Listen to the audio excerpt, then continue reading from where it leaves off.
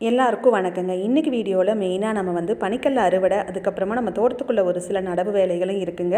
கூடவே நம்ம வழக்கமாக அறுவடை பண்ணக்கூடிய காய்கறிகளையும் அப்படியே காட்டியிருக்கேன். இந்த வீடியோ ஃபுல்லாக ஸ்கிப் பண்ணாமல் பாருங்கள். நம்ம சேனலை நீங்கள் யாராவது புதுசாக இப்போ தான் பார்த்துட்ருக்கீங்கன்னா சப்ஸ்கிரைப் பண்ணிவிட்டு கூடவே அந்த பெல் ஐக்கானையும் ப்ரெஸ் பண்ணிக்கோங்க. இன்றைக்கி நம்ம தோட்டத்துக்குள்ளே பார்த்திங்கன்னா மல்லி தாங்க நடவு பண்ணிகிட்ருக்கோம். இது நம்ம மல்லி தலை அறுவடை பண்ணுறதுக்காக இந்த மல்லி இப்போ நடவு பண்ணிகிட்ருக்கோம். இந்த மல்லி நமக்கு வெயில் காலத்தில் பார்த்திங்கன்னா அந்தளவுக்கு நல்லா வராது, அதனால் நடவும் பண்ண மாட்டாங்க. இன்னும் கொஞ்சம் முன்னாடியே நடவு பண்ணுவாங்க, மாசி மாதத்தில் அந்த மாதிரி போட்டுருவாங்க. அதுக்கப்புறம் இப்போ நம்ம நடவு பண்ணும்போது அது கரெக்டாக முளைச்சி வர்றப்போ வெயில் தாக்கம் ரொம்ப அதிகமாக இருந்தது அப்படின்னா நமக்கு நல்லா வராது, காஞ்சு போயிருங்க. இப்போ கிளைமேட் இடையில கொஞ்சம் மாறும் அப்படிங்கிற மாதிரி எதுலேயோ சொல்லியிருந்தாங்க. அதனால் சரி நம்ம ஒரு ரிஸ்க் எடுத்து பார்க்கலாம் அப்படின்ட்டு தான் நம்ம இப்போ நடவு பண்ணிகிட்ருக்கோம்.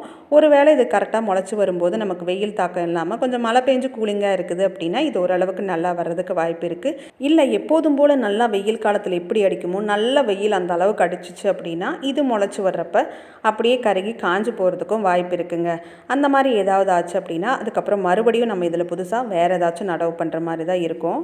இந்த மல்லித்தலை விவசாயத்தை பற்றி நம்ம சேனலில் ஏற்கனவே வீடியோ இருக்குது, தேவைப்படுறவங்க செக் பண்ணி பாருங்கள். அடுத்தா நம்ம இப்போ பார்த்துட்டு இருக்கிறது பனிக்கல்ல தாங்க. நம்ம நடவு பண்ணி ஒரு 3 மாதத்துக்கு அப்புறம் இப்போ அறுவடைக்குமே வந்திருக்கு. இன்னும் கூட கொஞ்சம் விட்டு அறுவடை பண்ணலான்னு தான் பார்த்தோம். ஆனால் கிளைமேட் ஒரு மாதிரி இருந்துச்சுங்க, மழைக்கு சொல்லி இருந்தாங்க. அதனால தான் நம்மளும் அவசரமாக இன்றைக்கி அறுவடை பண்ணலான்ட்டு வந்திருக்கோம். ஆனால் அதுக்கப்புறம் பார்த்தோன்னா மழையே நமக்கு பெருசாக வரலைங்க. இந்த பனிக்கல்ல நம்ம வீட்டு யூஸ்க்கு அளவாக ஃபஸ்ட் டைம் பார்த்திங்கன்னா நம்ம கொஞ்சமாக நடவு பண்ணியிருக்கோம். அதை தான் இப்போ அறுவடை பண்ணிகிட்ருக்கோங்க.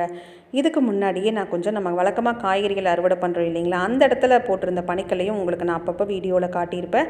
அங்கிருந்த பனிக்கல்ல செடிகள், அதுக்கப்புறமா இதுலேயே அந்த லாஸ்ட்டில் பார்த்திங்கன்னா கொஞ்சம் கேப் இருக்கும், அங்கிருந்த கொஞ்சம் செடிகள் எல்லாம் நான் செடியை பிடிங்கி அதில் இருந்த காய்கள் எல்லாம் கொஞ்சம் பறித்து வச்சுருக்கேன். அதையும் இந்த வீடியோவில் நான் காட்டுறேன். இப்போ நம்ம இந்த அளவுக்கு கொஞ்சம் கம்மியாக போடுறோம் அப்படின்னா இதை எப்படி க்ளீன் பண்ணி எடுக்கலாம்னா, இந்த செடிகள்லாம் இன்னும் நல்லா காயணுங்க. நல்லா பிடுங்கி போட்டு நல்லா காஞ்சதுக்கப்புறம் எடுத்து ஒரு தார்பாய் மாதிரி போட்டுட்டு அதில் இந்த செடியெல்லாம் போட்டு நம்ம ஒரு குச்சியை வச்சு அடித்து அதுக்கப்புறம் க்ளீன் பண்ணி எடுத்துக்கலாம். இதை விட ரொம்ப கம்மியாக போட்டிருக்கோம், ஒரு லைன் 2 லைன் அந்த மாதிரி போட்டிருக்கோம் அப்படின்னா நம்ம இந்த செடிகளில் இருக்கக்கூடிய காய்களை மட்டுமே பறிச்சும் கூட அதுக்கப்புறம் அதை காய வச்சு குச்சி வச்சு அடித்து நீட்டாக கல்லை எடுத்துக்கலாம். நானும் வீடியோ ஸ்டார்டிங்கில் சொன்ன மாதிரி கொஞ்சம் கல்லையெல்லாம் அந்த காய்களை மட்டும் பறித்து வச்சேங்க. இன்னும் நம்ம அந்த மாதிரி பறித்து எடுக்கலாம். கொஞ்சம் டைம் ஆகிட்டுருக்குது, நமக்கு நாட்கள் கொஞ்சம் போயிட்டுருக்குது. அப்படிங்கிறதுனால மழைக்கு வேற சொல்லியிருக்காங்க, மற்ற நடவு வேலைகளும் இருக்குது. அப்படிங்கிறதுனால இன்றைக்கி எப்படியாவது இதை சுத்தம் பண்ணணும், மிஷின்லேயே போட்டுடலாம் அப்படின்னு முடிவு பண்ணுங்க. ஆனால் மிஷினில் போட்டோம் அப்படின்னா வெளியே வருமா அப்படிங்கிறதே கொஞ்சம் டவுட்டாக தாங்க இருந்தது. ஏன்னா அந்தளவுக்கு கம்மியாக தான் இருக்குது. மிஷினில் போய் அப்படியே நின்றுக்குச்சுன்னா அதுக்கப்புறம் அதையெல்லாம் கழட்டி எடுக்கணுமா அந்த மாதிரியெல்லாம் கொஞ்சம் பேசிகிட்டு இருந்தோம். இந்த இத்தினோண்டு கல்லைக்கெல்லாம் யாரும் மிஷினும் வரமாட்டாங்க. அதோடு நம்ம இதுக்கு காசு கொடுத்து அடிக்கவும் முடியாது. நம்மக்கிட்ட இருக்குது அப்படிங்கிறதுனால நம்ம அதை எடுத்துகிட்டு வர போயிருக்கோங்க. நமக்கு தெரிஞ்சவங்களை தான் இன்றைக்கி அடிக்க போகிறோம். இப்போ இந்த பனிக்கலையெல்லாம் பார்த்திங்கன்னா மானாவரியாக தாங்க போடுவாங்க. ஐப்பசி மாதம் அந்த மாதிரி மழை அனுசரித்து போடுவாங்க. கார்த்திகை மார்கழி இந்த மாதிரி பனிக்காலத்திலேயே வர்றதுனால தான் இதுக்கு பனிக்கல்லன்னு கூட பேர் இருக்கும் போல் இருக்குதுங்க. அதுக்கான பட்டமும் அதுதான். அப்போ தான் இந்த பனிக்கல்லையை போடுவாங்க. நம்ம வீட்டு யூஸ்க்கு எப்படி போடலாம் அப்படின்னா நம்மளும் அதே மாதிரி அந்த மாதத்தில் நடவு பண்ணோம். ஒவ்வொரு விதையாக எடுத்து ஒரு 3/4 அடி கேப்பில் ஒரு விதை அந்த மாதிரி நம்ம நடவு பண்ணிவிட்டு அதுக்கப்புறம் தண்ணி பார்த்திங்கன்னா அதிகமாக விடக்கூடாதுங்க. நல்லா காஞ்சு அதுக்கப்புறம் தான் நம்ம தண்ணி விடணும். இந்த மாதிரி கொஞ்சம் வீட்டு யூஸ்க்கு அப்படின்னா நம்ம வளர்த்து அறுவடை எடுத்துக்கலாம். அதுவே இது விவசாயமாக பண்ணும்போது இது மழைக்கு தானே போடுறாங்க, அதனால் களிமண் மாதிரியான மண்ணில் தாங்க போடுவாங்க.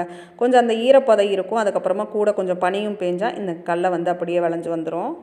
இந்த மாதிரி நம்மளும் எல்லா செடியும் பிடுங்கி வச்சாச்சுங்க. இதுக்கப்புறம் என்ன மிஷினுக்காக வெயிட் பண்ணிகிட்ருக்கோம் அப்படின்னு சொன்னோம்னா பார்க்குறவங்க சிரிச்சிருவாங்க, இந்த கல்லைக்கு மிஷினான்னு. இது தாங்க நம்ம செடியிலிருந்து பறித்த காய்கள். இது கூட இன்னும் கொஞ்சம் சாக்கில் இருக்குது, அதாவது இந்த கொரபாக்ஸில் இருக்கிற அளவுக்கு சாக்குலேயும் கொஞ்சம் இருக்குது. அந்த செடிகளோட ஒன்றா இதையும் நம்ம அந்த மிஷினுக்குள்ளே கொட்டணும் அப்படின்னா அது கூடவே நமக்கு கல்லையாக வந்துருங்க. பனிக்கல்லை அடிக்கிறதுக்காக வந்திருக்கக்கூடிய மிஷின் தாங்க இது. அப்படின்னு சொல்கிறக்கே ஒரு மாதிரி தான் இருக்குது. ஆனால் நான் சுற்றி கிளைமேட் எப்படி இருக்குதுன்னு காட்டுறேன் பாருங்களேன். நல்லா கருக்கல் கட்டிடுச்சுங்க, மழை வர்ற மாதிரி இருந்துச்சு. மடார்னு இந்த செடிகளெல்லாம் அல்லே இந்த மிஷினில் போட்டோம்னா அந்த சைடு கல்லையாக வந்துடும், டப்புன்னு எடுத்து வச்சிடலாம். அதனால தான் சரின்ட்டு இந்த மிஷினை எடுத்துகிட்டு வந்தோம். இந்த கல்லையை அடித்து முடிக்கிற வரைக்கும் பக்கத்தில் இருந்து யாரும் பார்த்துடக்கூடாது, வந்துடக்கூடாது அப்படிங்கிற மாதிரி தாங்க நினச்சிட்டு இருந்தேன்.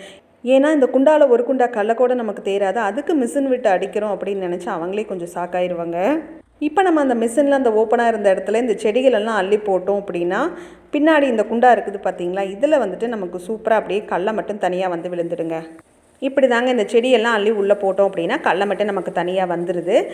இதை அள்ளி போடுறத பார்த்துட்டே வாய்ஸ் கொடுக்க எனக்கு டக்குன்னு ஞாபகம் வந்துச்சுங்க. சரி, இந்த வீடியோவில் அதையும் சொல்லிடலான் இருக்கேன். இந்த மாதிரி மிஷின் வண்டி வச்சுருக்கிறவங்களா இருந்தீங்க அப்படின்னாலும் சரி, இல்லை ஏதாவது அடிக்கிறதுக்காக உங்கள் காட்டுக்கு மிஷின் வண்டியை கூப்பிட்டாலும் சரிங்க, யாராக இருந்தாலும் பார்த்துக்கோங்க. இந்த மிஷினுக்குள்ளே சாக்கோட வந்து எதையுமே கொட்டாதீங்க. ஒரு பை 2 பை தானே அப்படின்னு அசால்ட்டாக கொட்டும் போது அந்த சாக்கோடு அது இழுக்கிறதுக்கு நிறைய சான்ஸ் இருக்குது. அந்த மாதிரி ஒருத்தர் சாக்கோட கொட்டி இழுத்து ஆளே வந்து பார்த்திங்கன்னா இந்த மிஷினுக்குள்ளே போயிருக்காங்க. அதனால் சாக்கோட வந்து என்றைக்குமே எதையும் கொட்டாதீங்க. வாங்க அந்த சைடு கல்லையை போய் பார்க்கலாம். கல்லை பாருங்களேன், நல்லா வந்து விழுந்துட்டுருக்குது. செடி வந்து நம்மலாம் பிடுங்கி வைக்கும்போதே மண்ணாங்கட்டி இல்லாமல் நல்லா உதறி வச்சாங்க அப்படின்னா தான் இந்த மாதிரி கல்லை நீட்டாக வருங்க. இல்லை மண்ணாங்கட்டியோடு இருந்தால் அதெல்லாம் தனியாக க்ளீன் பண்ணணும், விவசாயமாக பண்ணும்போதும் சரி. இப்போ பாருங்களேன், இந்த மாதிரி வந்ததுக்கப்புறம் அப்படியே வந்து சாக்கில் பிடிச்சிருவாங்க. நல்லா காய விட்டு தான் அடிப்பாங்க. இந்த மிஷினில் நம்ம வந்து பனிக்கல்லை, அதுக்கப்புறமா உளுந்து, பச்சைப்பயிறு, சோளம், கொள்ளு, சூரியகாந்தி இந்த மாதிரி எல்லாமே இந்த மிஷினில் வந்து போட்டு அடிக்கலாங்க. விவசாயமாக பண்ணும்போதும் இந்த கடலச்செடியை காலையில் நேரமே பார்த்திங்கன்னா வந்து பிடுங்கி வச்சுருவாங்க. அப்படியே பிடுங்கி வச்சுட்டு போவாங்க. அதுக்கப்புறமா எடுத்து ஒரு இடத்துல வந்து அதை குமியாக வந்து போடுவாங்க.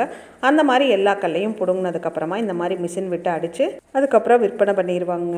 இந்த கடலச்செடி நல்லா காயணுங்க, இல்லாட்டி மிஷினில் போடும்போது சிக்கிக்கும். பச்சை செடி இருக்கக்கூடாது, நம்மளது ஒன்றார இருந்துச்சு. அந்த மாதிரி இருந்தது அப்படின்னா கொஞ்சம் சிக்கி அதுக்கப்புறம் தாங்க எடுக்கிற மாதிரி இருக்கும். நம்ம இதை அடிச்சுட்டு இருக்கும்போது அந்த சைடு அந்த தூசெல்லாம் போய் விழுகுது பார்த்தீங்களா, அங்கே மட்டுமே கிட்டத்தட்ட ஒரு 1 கிலோ கல்லைக்கு மேலேயே இருக்கும். அட பாவமே, நமக்கே இத்தினூண்டு கல்லை தான் கிடைக்கும், இதில் கீழே இருந்தது மட்டுமே இவ்வளோ இருக்கா, அதை வந்து பொறுக்கலாம் அப்படின்னு தான் நினச்சிட்டு இருந்தோம். பார்த்திங்கன்னா தெரியும், இங்கே தவிடாட்டு இருக்குது பாருங்களேன், இதுக்குள்ளெல்லாம் கல்லை நிறைய இருந்துச்சு. அதை பொறுக்கிறதுக்கும் வழி இல்லைங்க. இந்த மிஷினை நிறுத்தின உடனே அப்படியே நம்ம உழவு ஓட்டுறதுக்கு மாட்டிட்டு வந்து இந்த இடத்துல தான் உழவு ஓட்டுவாங்க, அதனால் பொறுக்க முடியாதுங்க. இந்த கல்லையில் ஒரு சில குச்சிகள் லாஸ்ட்டாக இருக்கிறதால கொஞ்சமாக அந்த சைடை அடைச்சோம், அப்போ தான் ஃபுல்லாக வரும்ன்ட்டு என்னமோ அடைச்சாங்க, அதனால் கொஞ்சம் குச்சி விழுந்துருக்குது. அடுத்ததாக இன்றைக்கி வந்துட்டு நம்ம இந்த இடத்துல ஃபுல்லாக வந்து தக்காளி நாற்று தாங்க நடவு பண்ணிகிட்ருக்கோம். வாங்க பார்க்கலாம். தக்காளி நாற்று பாருங்களேன், இந்த மாதிரி தாங்க அப்படியே வந்து நம்ம நாற்று வந்து விலைக்கு வாங்கிட்டு அதுக்கப்புறம் நடவு பண்ணிவிட்டு இந்த ட்ரே வந்து அப்படியே கொடுத்துருவோம். இந்த இடம் தாங்க இன்னும் பாக்கி இருக்குது நம்ம நடவு பண்ணுறது. அந்த சைடு ஃபுல்லாக நடவு பண்ணியாச்சு. இதில் நாங்கள் வந்துட்டு 2 வெரைட்டியான தக்காளியை வந்து இந்த தடவை கொஞ்சம் கொஞ்சமாக போட்டிருக்கோம். அந்த சைடு பாதி தக்காளி, இந்த சைடு பாதி தக்காளி, வேறு வெரைட்டியில் போட்டிருக்கோம். தக்காளியும் அப்படி தாங்க, மற்ற கிளைமேட்டில் நம்ம நடவு பண்ணும்போது நல்லாவே வரும். ஆனால் இந்த மாதிரி வெயில் நேரத்தில் நம்ம நடவு பண்ணும்போது வெயில் தாக்கம் ரொம்ப அதிகமாக இருக்குது அப்படின்னா தக்காளி செடியுமே கொஞ்சம் நின்று தாங்க வரும். அந்த அளவுக்கு மற்ற கிளைமேட்டில் வர்ற அளவுக்கு சூப்பராக வந்துடாது. ஓரளவுக்கு நின்று ஓரளவுக்கு தான் செடி வந்து நமக்கு வரும். இந்த வீடியோவை விவசாயிகள் யாராவது பார்த்துட்ருக்கீங்க அப்படின்னா இந்த டைமில் நம்ம என்ன மாதிரி காய்கறிகள் இல்லை வேறு ஏதாச்சும் நடவு பண்ணலாமான்னு உங்களுக்கு ஐடியா இருந்தால் அதை கமெண்ட்டில் சொல்லுங்கள். அடுத்ததான் நம்ம இன்றைக்கி காய்கறிகள் அறுவடை பண்ண வந்தாச்சுங்க. எப்பவும் வழக்கமாக அறுவடை பண்ணுறது, அதனால் கொஞ்சம் நம்ம டக்குன்னு பார்த்துட்டு போயிடலாம். இன்றைக்கி ஸ்பெஷல் அப்படின்னு சொல்லி பார்த்தா தொய்யக்கீரை தாங்க. இது வந்து இந்த இடத்துல கொஞ்சம் தானாக முளைச்சிருந்தது. கொஞ்சம் கீரை நல்லா இருந்துச்சு, கொஞ்சம் கீரை வந்துட்டு ஒரு மாதிரி இருந்துச்சு. நல்லா இருந்த கீரையை மட்டும் கொஞ்சமாக பறிச்சிட்டோம்.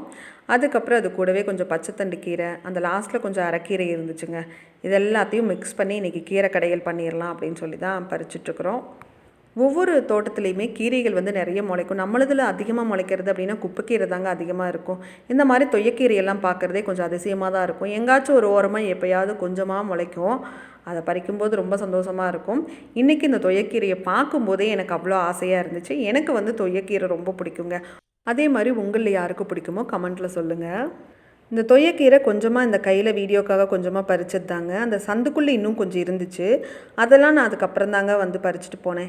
ஏன்னா இந்த கீரையை கொஞ்சம் பறிச்சுட்டு வீடியோ எடுத்துகிட்டு போயிடலாம் அப்படின்னு சொல்லி தான் இதை கொஞ்சமாக அப்படியே பறிச்சேங்க. இங்கே இருக்கிற கீரையும் இப்போ வந்து நம்ம ஃபுல்லாக அறுவடை பண்ணிக்கலாங்க.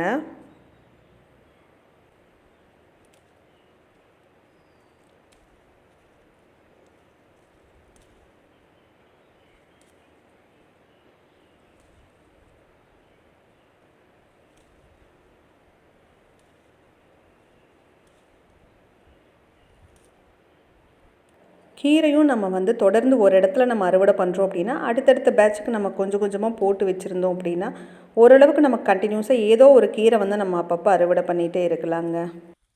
அப்படியே இன்றைக்கி கொத்தவரங்காய் செடியிலையும் நிறைய கொத்தவரங்காய் இருக்குங்க. அதையும் நம்ம அறுவடை பண்ணிக்கலாம். நம்ம அறுவடை பண்ணக்கூடிய காய்களில் தான் நம்ம சமைக்கிறோம்.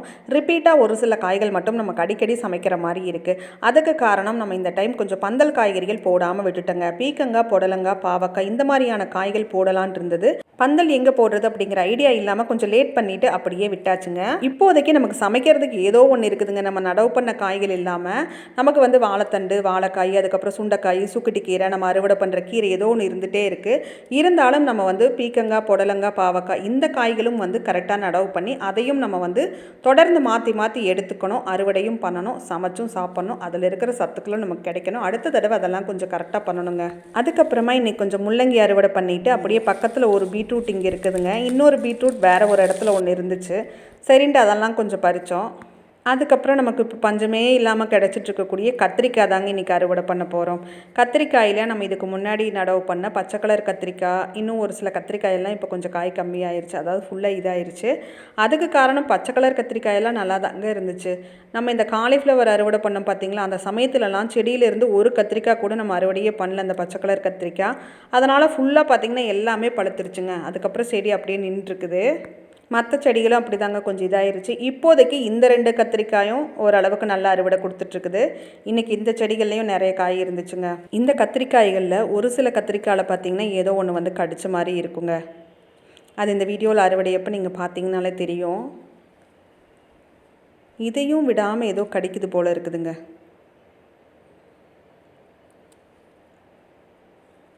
பாருங்களேன், இந்த காய் கடிச்சிருக்குது.